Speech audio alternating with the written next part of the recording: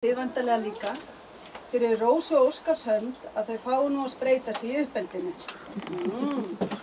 Við eins og við hin vitum, við hin, þá það þannig að allir hafa þekkingu til að ala upp börn, nema sín eigin.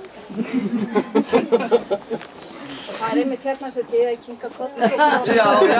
Já.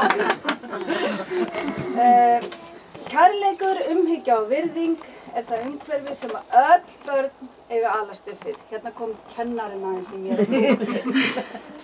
Og ég vona svo að þið leiðbeini litlu snótin ykkar frekar en að reyna að stjórna henni.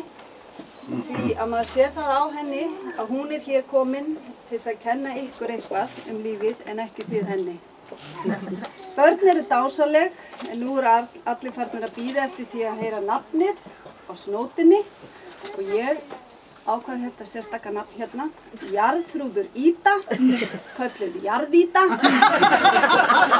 en það var ekki tekið í sátt.